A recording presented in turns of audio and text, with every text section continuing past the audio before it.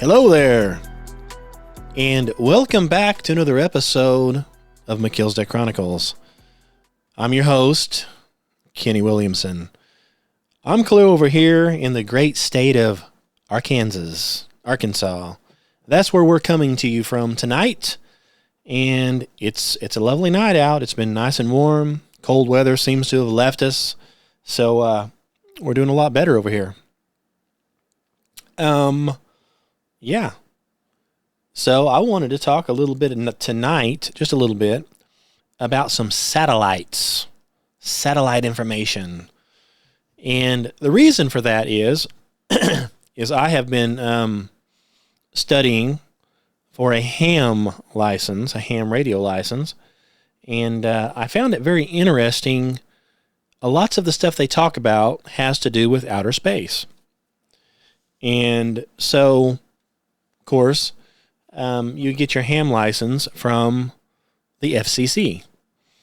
The FCC, of course, is a 3-letter government entity that operates here in the United States of America, along with all of the other 3-letter entities, government entities, that we hear so much about all the time. Same kind of deal. What's funny is, if you want to talk out on the air, you could use a CB, which is Citizens Band, and it's pretty much unregulated. You have the next level up is called GMRS, which stands for General Mobile Radio Service. And, you can get a little license from the FCC for it. You don't have to take a test, but you do have to have a license, and there are rules involved. And it's special radio with special frequencies. And then you get into the ham, and there's different frequencies, different radios. You have to study, you have to take a test, pass it, pay the FCC, okay? What's funny is, you see, they control, if you will, all of the airwaves in the United States of America, all the frequencies. They have their thumb on them. You have to do what they say to use them. I guess what I should say, the funny thing about that is that stops right at the border. So other countries, they're like, FCC who? They don't have to abide by any of it. That's the joke of the day, if you will. To me, that's a joke. So if you were to, let's say, live in Texas, right across the state line there in Mexico, here, let's say you're on your little ham radio, on your little station, and you're only allowed to transmit on 50 watts. Or if you're on your CB, you're on your little CB, the FCC says it's only allowed to transmit at 4 watts.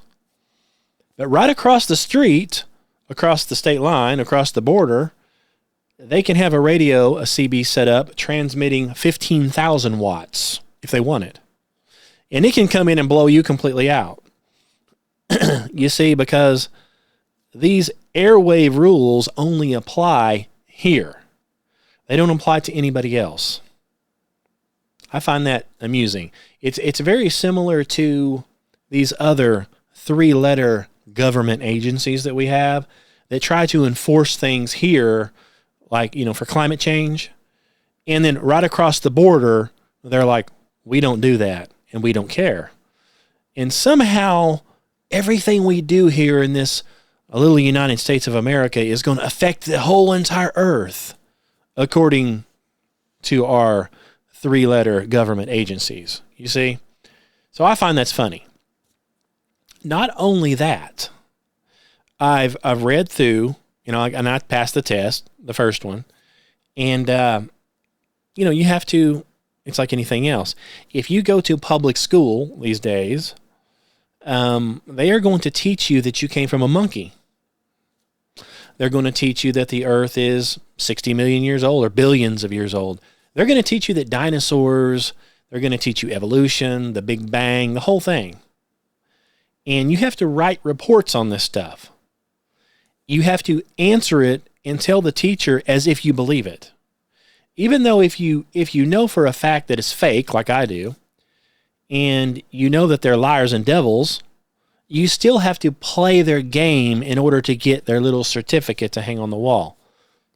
Okay, now, I know all about that because I've got a lot of little certificates hanging on a lot of little walls. So I know all about it. I've had to play this same game for many, many years in order to, do what I'm doing right now. You have to check the boxes and agree with everything, whether you agree or not. Right? We got that. So when I was studying for a ham license, whenever we got to the outer space portion, that's when I really started paying attention. Because obviously, I believe in frequencies, right? Obviously. There are frequencies. According to FCC, these frequencies, radio frequencies, travel at the speed of light. According to them, that's 300 million meters per second in outer space.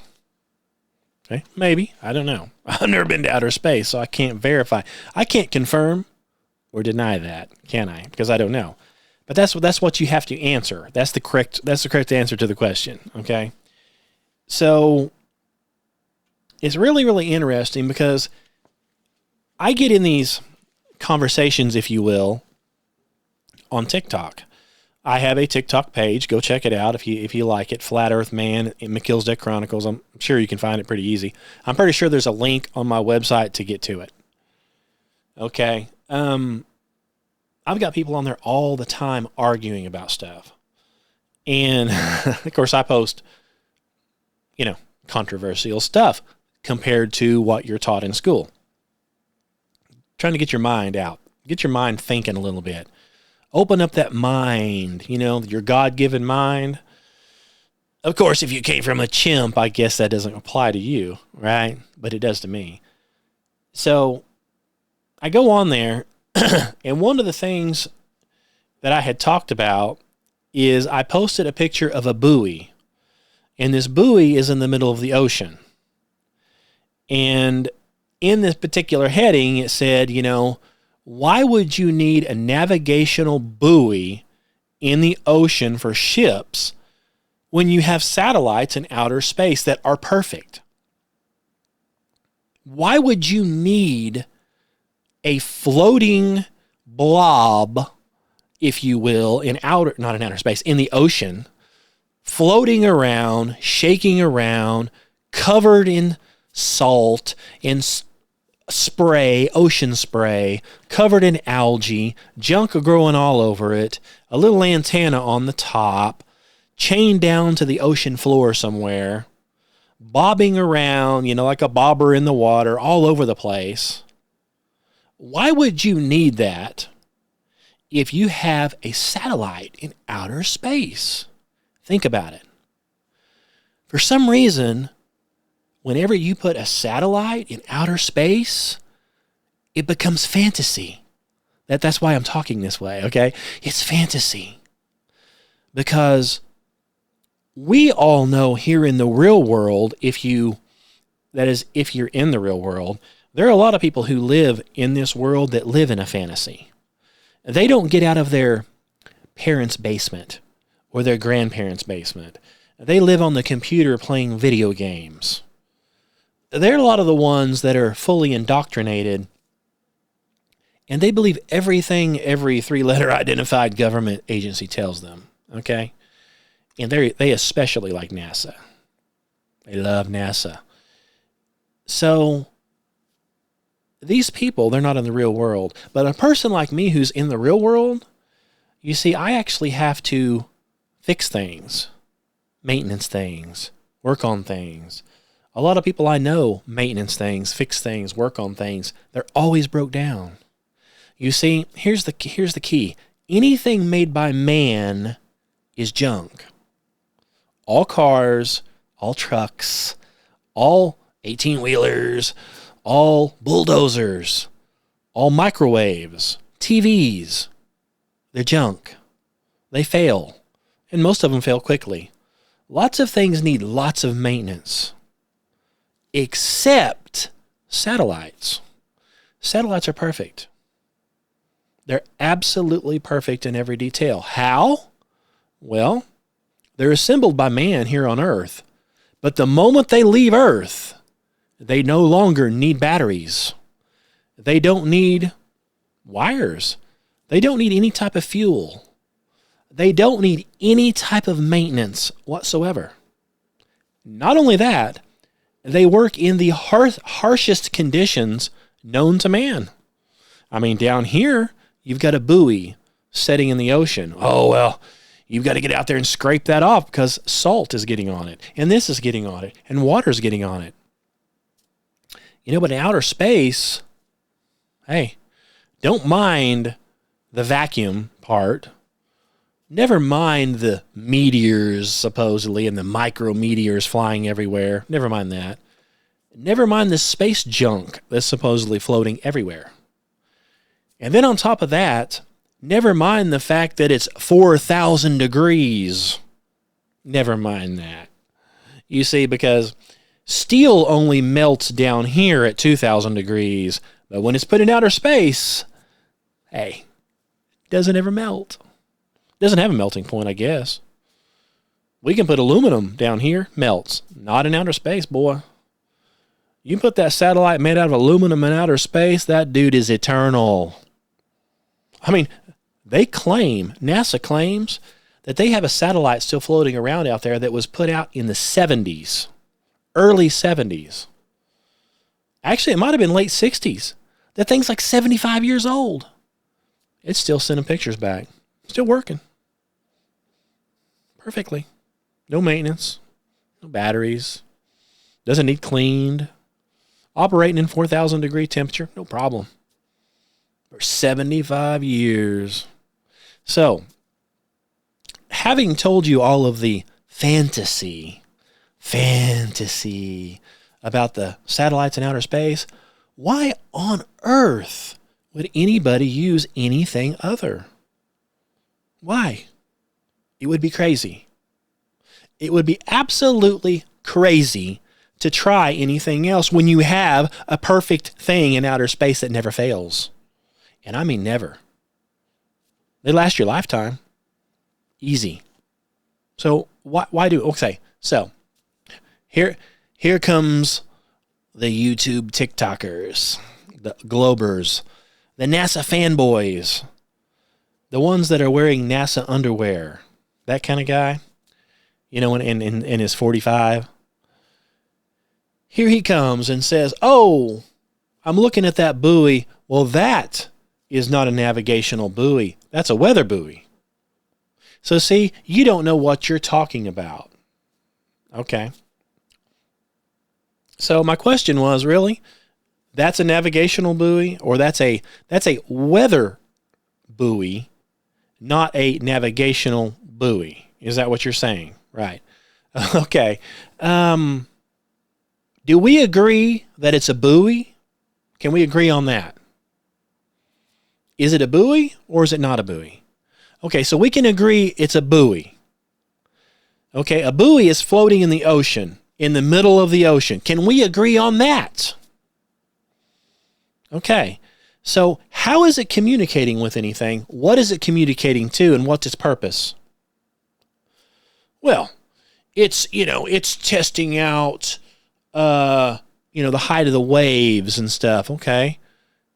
Don't they have satellites that do that? They supposedly have satellites that do that monitor the weather and can shoot a laser down and see the height of stuff. So why are we using a buoy again? Well, blah, blah, blah. So do they have navigational buoys? Yes. But that's not a navigational buoy. Okay. So maybe this is the wrong picture. But they do have navigational buoys. Correct? Yes. Why would they need a navigational buoy? A buoy can float around and stop working. It can get hit by a boat or a ship and probably sink, or get knocked off of its pedestal or off of its chain or whatever it's on. Again, why would you use any type of buoy for any type of navigation when you have a perfect satellite in outer space that never fails? Why? Doesn't make any sense. So you miss the point in the fact that there's a buoy Doesn't matter what the buoy color is or anything like that. We're missing the whole point of why do we need a buoy for anything? Since you believe in satellites, and they're so wonderful, stick a satellite up there. Supposedly that's what's guiding all these ships is satellite communication. Then what's the purpose? What's the purpose of a buoy? Okay, well, this one's doing this, it's doing the waves. Okay. Well, how's it getting the information to anywhere? It's got a little antenna on the top, about 2 foot, 3 foot tall. Where's it getting the information to? Oh, well, it's sending it to a satellite. Really? Wow. Because I guess I don't understand satellites that well. You're telling me that little antenna is sending a signal to a satellite, what they're claiming, 22,000 miles away in outer space. And it's locked onto it. Now, this thing's floating around all over the place, up and down, left, right, all over, but it's somehow connected to that satellite. So is the satellite that it's connected to, is it geostationary? Is that what that satellite is? Or is it a regular satellite? See, I'm sure you don't know the difference, do you? Well, according to the government, okay, we have multiple kinds of satellites.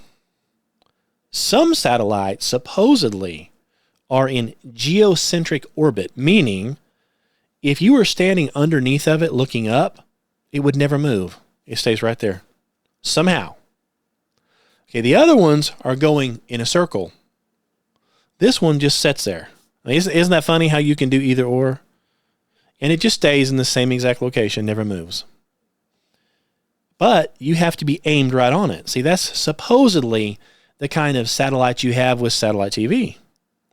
They come out and they set the satellite and they have to be perfectly aimed on it. In fact, one of the guys who came on to, TikTok, and he said that he was a satellite installer.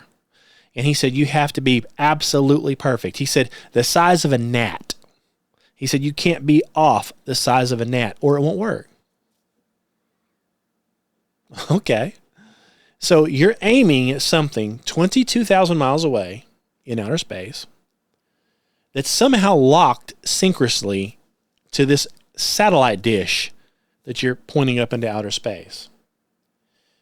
No problems, never moves. So that's how that works, right?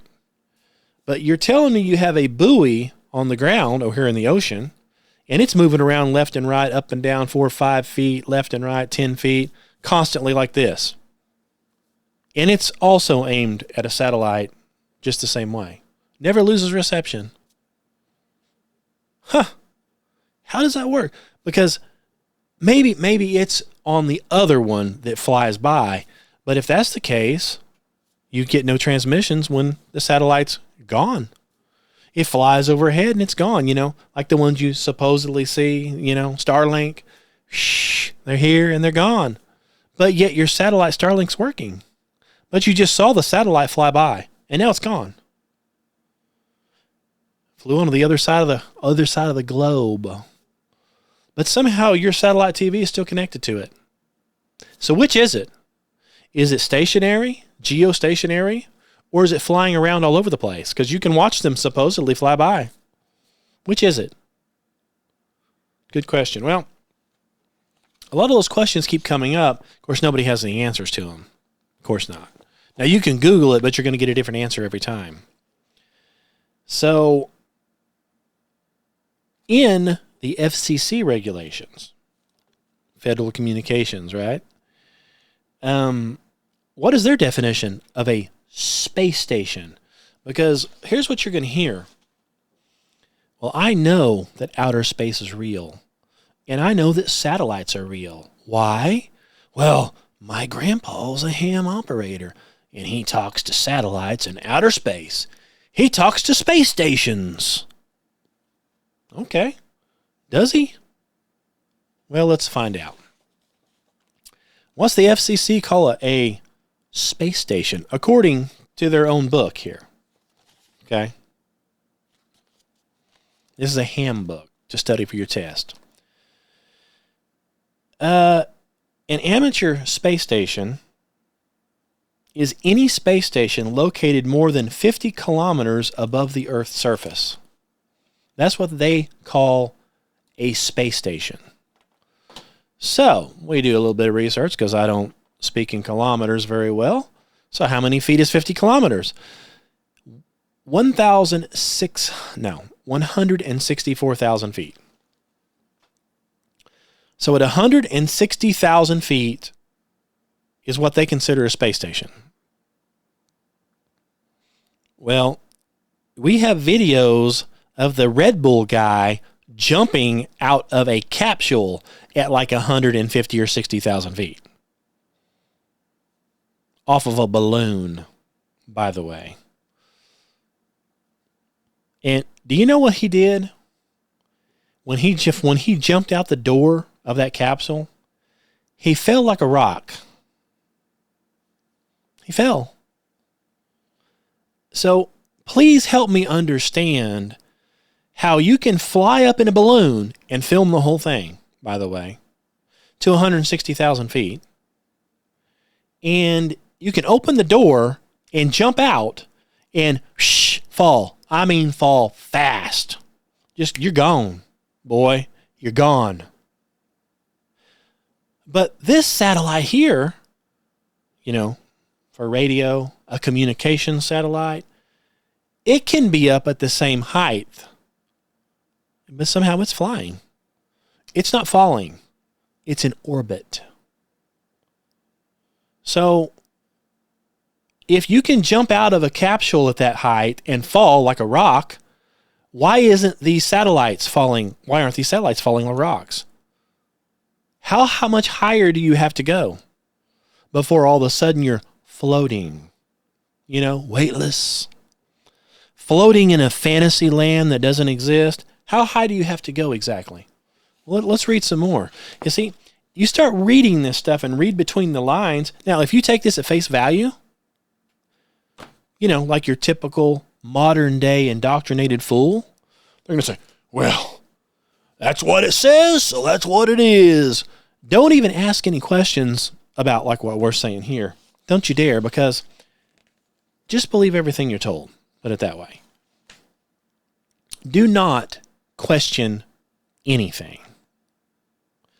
So, FCC says that a communication satellite for communication. Now, I say communication satellite because these guys are communicating and talking to it, and it's supposedly spinning stuff all around the world, right?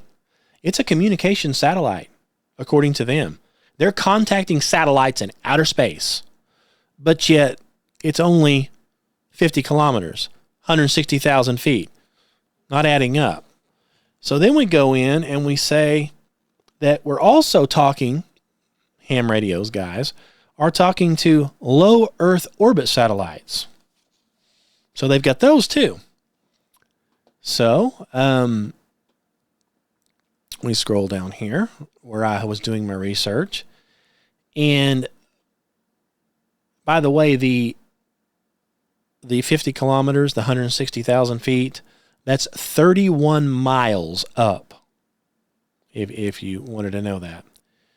So now, according to AI in my research, a low Earth orbit communication satellite is 300 to 1,200 miles. So, let's just go in the middle and say 600 miles for ease. So the FCC says a satellite is anything above 31 miles. And that's a satellite you're talking to. It's 31 miles up. Then they refer back to other satellites, which they call low Earth orbit satellites, and those are 600 miles. Okay? It's claiming that it's between 3 and 12. It's claiming that Starlink is a low Earth orbit satellite. You can see it fly by. Which, of course, we both know that you can't see anything at 300 miles. Just try and look at it. You can't do it. So if you honestly believe you're seeing a satellite the size of your kitchen table, 3 to 1,200 miles away, and you can see it just flow right over your house, okay, doesn't add up, does it? No, it doesn't. So now, if we have a medium Earth orbit satellite, it's between 5 and 12,000 miles, and then you've got your geostationary. That's the ones that never move, supposedly. They're 22,000 miles away. 22,000 miles. Supposedly, you can pick up a little bitty handheld radio and you can communicate with that satellite with an antenna that tall, 22,000 miles away. Nothing here on Earth works like that. But, hey, let's put it up in fantasy space, and all of a sudden, hey, I guess you can talk millions of miles. If you can talk 22,000 miles with a handheld walkie-talkie, because it's a satellite in outer space, why not talk 1,000,000 miles? What's the difference? I mean, sounds like it's unlimited. As soon as you get that dude into outer space, anything you want to do, whatever NASA says, boy, we can do it. Now, you can't do it here. Absolutely not, but you can do it in outer space with a satellite. Don't you know that? Don't you know that? Now, you can't show me one, but trust me, they're there. They're there. Okay. The next thing I found very, very interesting. So, we know what a geostationary satellite is, right? Satellite that never moves. If it's above your head, it stays there. How, I don't know. NASA can tell you. Trust them. But it's there, so according to them.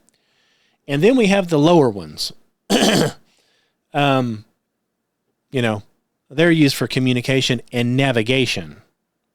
Those are the ones that are talking to the buoys or the ships out in the ocean. Okay. Of course, they're also, talking to the buoys too, the weather buoys, because how's the satellite getting the information? It's talking to the buoy. So buoys are buoys, right? Whatever. Then we have low Earth orbit. Starlink, that kind of thing. Okay. And then we have other space station satellites. They're saying that it, has to be at least 31 miles high. Okay. We got a lot going on here. So, one of the things they discuss communicating with satellites is called spin fading of satellite signals. Spin fading. So, according to that, the FCC definition of that is rotation of the satellite and its antenna. Okay, so now not only are we in geostationary orbit in one place, or we're flying back and forth like Starlink, but now we're also spinning. So according to this, let's see here. Let me read this to you. Your satellite signal, if you're connecting to it, can rapidly rise or fall in signal strength, and this is caused from spin fading. It's caused by the satellite rotating in space in order to keep its solar panels from overheating. Yeah. So, this rotation in space, of course, makes the signals fade in and out, with greatly reducing the use of an antenna. Okay. So, let me get this straight. A communication satellite, a low Earth orbit, which is 600 miles, it's having to spin to keep its solar panels cool, even though it's close to the Earth. But we have the geostationary satellite that's 22,000 miles away. It's closer, supposedly, to the sun than these by a long shot, wouldn't you say? Of course, they claim that the sun is 33 million miles away. Well, this satellite's 22,000 miles closer to the sun than this one. This one's having to spin to keep its solar panels cooled off from the sun. Is the geostationary one having to do the same thing?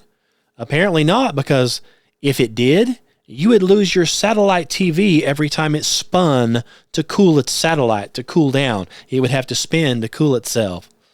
That means you'd lose your satellite TV because, it's aimed right on it, the size of a gnat. Remember, it cannot be any out of space. But these things are spinning to keep themselves cool in outer space. Never mind the fact that it's supposedly 4,000 degrees where it's setting. So I guess spinning is going to cool you down when it's 4,000 degrees outside.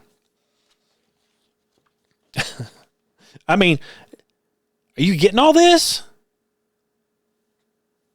Are you believing any of it? I mean, we're getting pretty deep into fish stories here, if you ask me. I mean, no matter which thing you read up on these things, it's something different.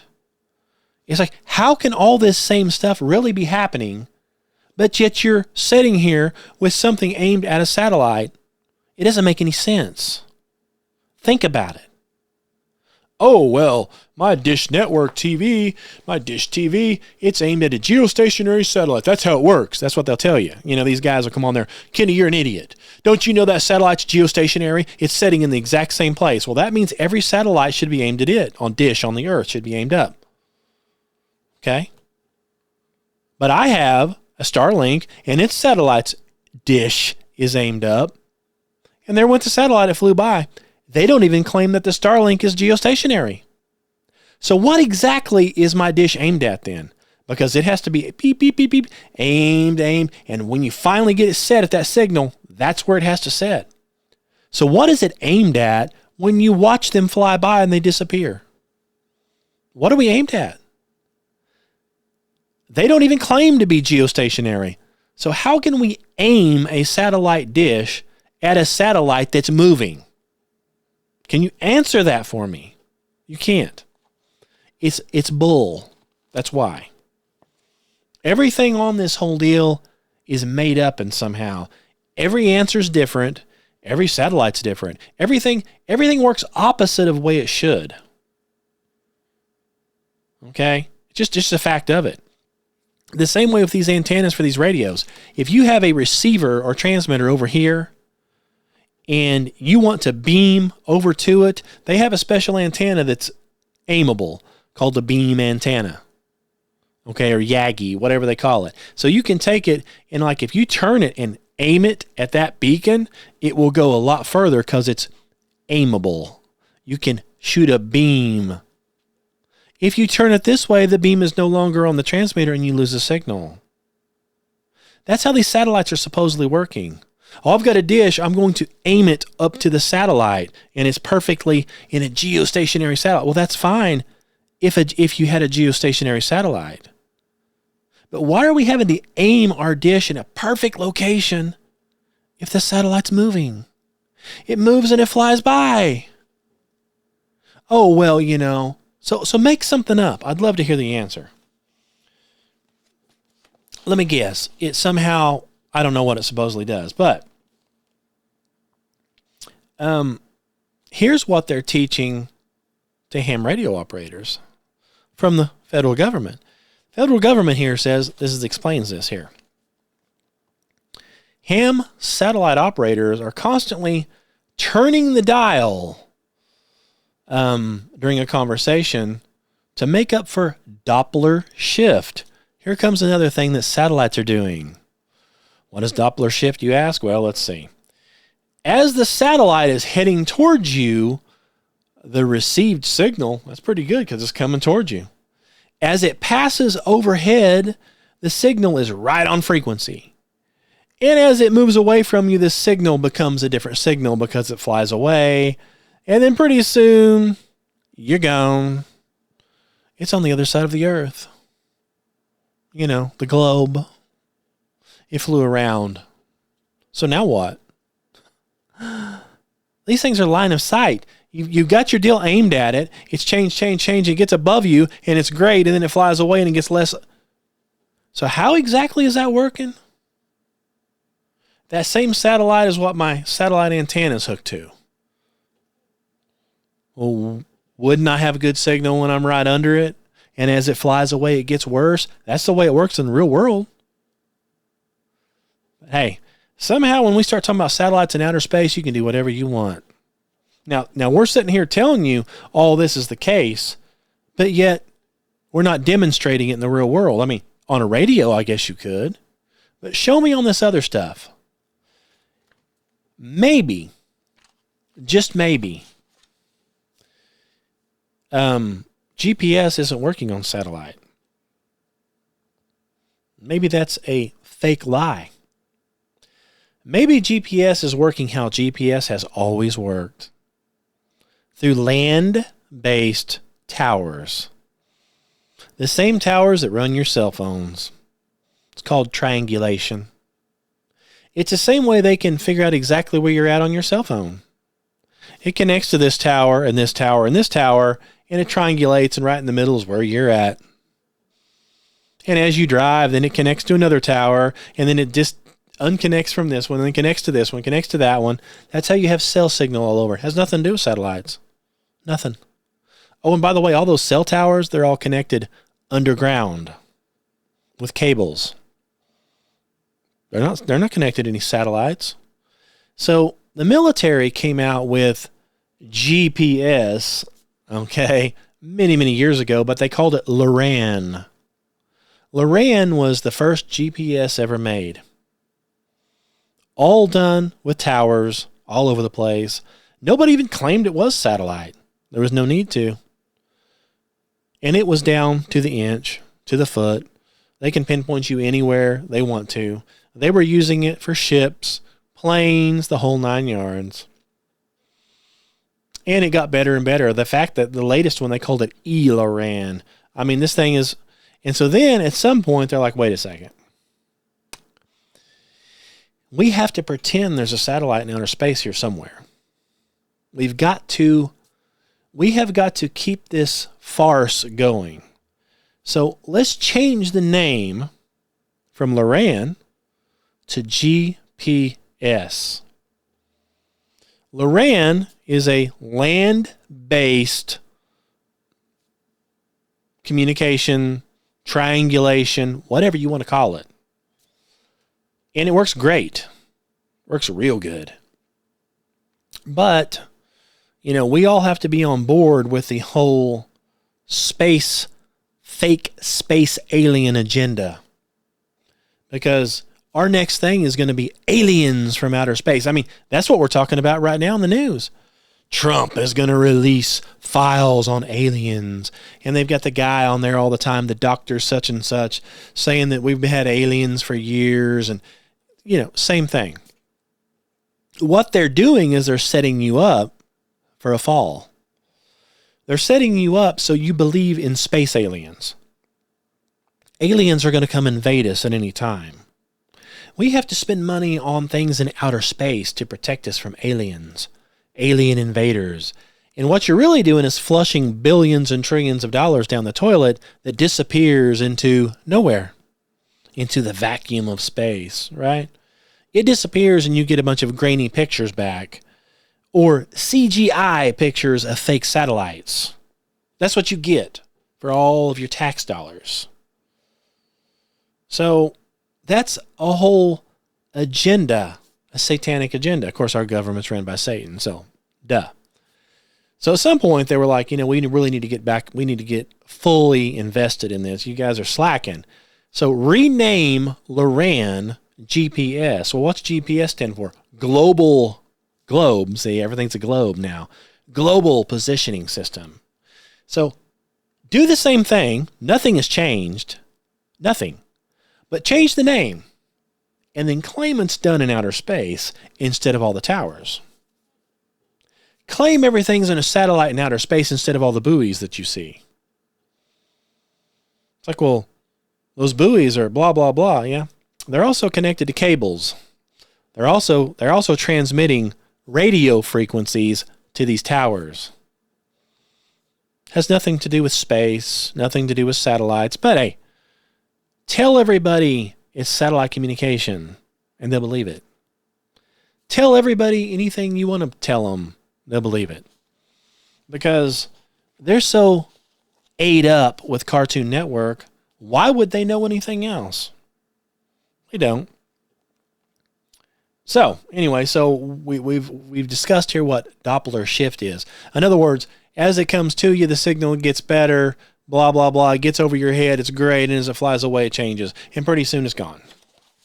So, you take all that into account. Explain to me how these things work. You know, they don't. So, how much do you want to bet that these satellites that these amateurs are contacting, these amateur radio operators, are actually something on a balloon? They're probably 100,000 feet up, 160,000 feet. Who knows? Probably. They're probably 160,000 feet, which is the 50 kilometers, 164,000 feet, 31 miles. And they're flying around up there. And they work for a while. In fact, in this book, it talks about these different satellites, how they don't last very long. And it talks about they have a very short lifespan. Okay. Since when? NASA claims they've got one in whichever one it is sending pictures back. It's a satellite in outer space. It's been out there for 75 years. It doesn't need batteries. It doesn't need maintenance. It don't need nothing. You know, hey, we can't seem to do that here on Earth, though, can we? No, we've got to put gas in our car every day, and we have to heat our homes and pay huge electrical bills. You know, huge electric bills half the time in the dead of winter or whatever. This thing's got power for 75 years. Don't ever need nothing. I mean, it just works perfect. But now, according to these guys here, the FCC, these communication satellites, they don't last very long. That's because they're on a balloon.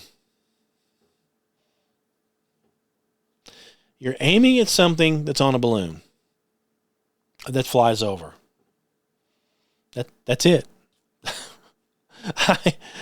Think about it. Who's putting space stations up in space for amateur satellite radio people to talk to on their walkie-talkies as a joke, as a hobby? Who's dumping $20 million into a satellite for that? And then it's only good for 5, 6, 7 months, and all of a sudden it's not any good, so you got to switch frequencies. You got to do something different. Where'd it go? You talk about a waste of money, but see, nobody ever knows this other stuff like this. They never add all that stuff up. They just go by what they see on TV. They go by what they read in the funny papers. They believe everything NASA says, hook, line, and sinker. So they don't ever question the heights, the temperatures, the materials, the power supplies, none of this stuff. They just assume it's all real. I don't believe that it's real. I believe that these satellite dishes are reflecting off of the firmament. That's all there is.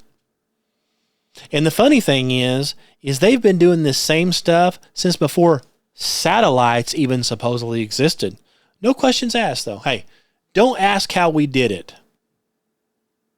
It's called White Alice. Don't ask about that. Say, we put up these big dishes, the government did, and we aimed them up.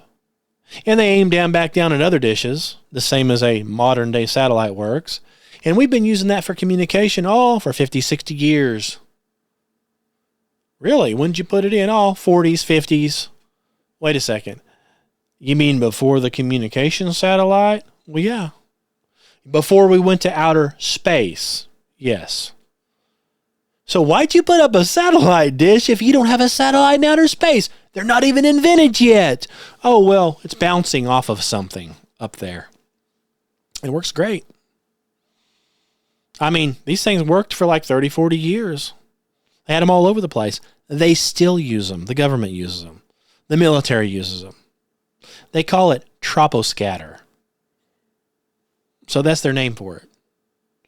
I would call it firmament scatter. But but they call it troposcatter. They claim that they shoot a signal up and it just bounces right back down. And wherever it's up there, you aim to that point and it works. Works great. It works so good that the military is still using it. I don't understand.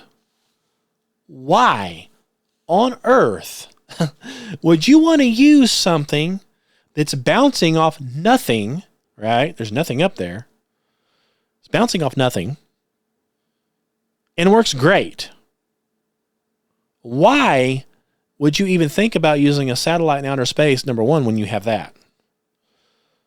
I mean, but satellites are so good and they're so wonderful and they last so long.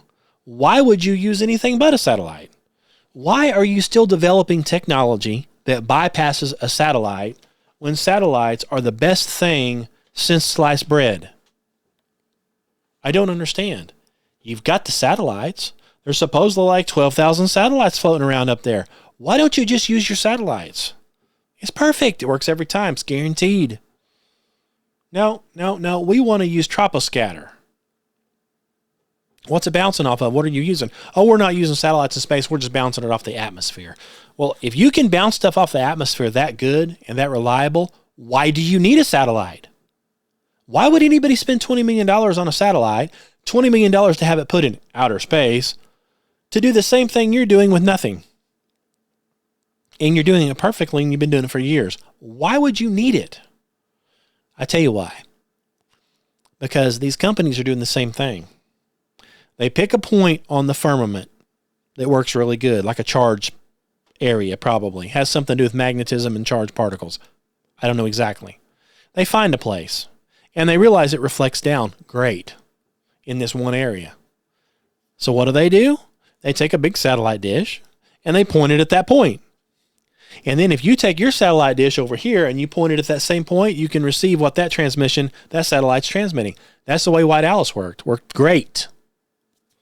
What's in between? Nothing. What's it reflecting off of? According to them, nothing. If you believe that. Of course, they also say you came from nothing. The Earth exploded from nothing. So this satellite signal is bouncing off of nothing. Just air. And it works great. So that's what they're doing. And so then they turn around and say, oh, well, it's really not reflecting off nothing. It's not reflecting off the firmament. It's reflecting off of a satellite in outer space.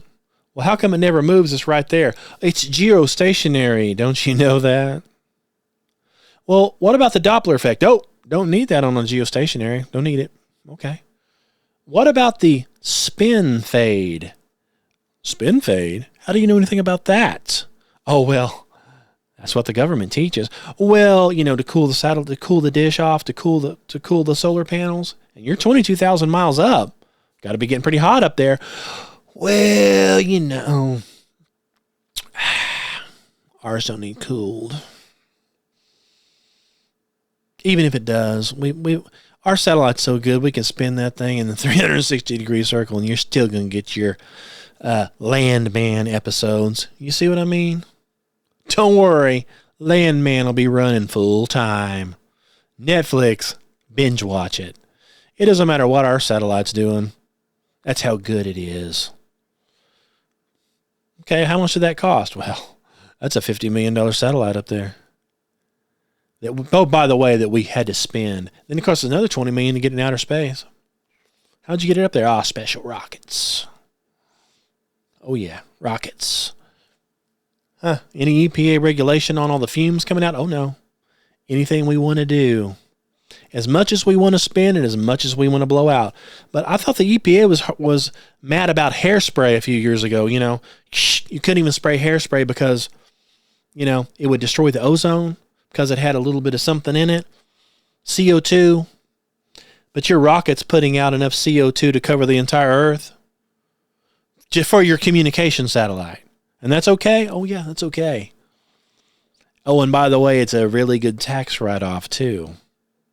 And the beautiful thing about it is once we put this $50 million satellite in outer space with a $20 million rocket, you're never going to see the satellite or the rocket again. In fact, all we'll show you is a picture. You'll never see the real thing. And, hey, when it needs replaced, don't worry, we'll write another $50 million check that disappears, that you can pay for, or that the IRS is going to give us our money back on. Don't worry, we really spent it, though.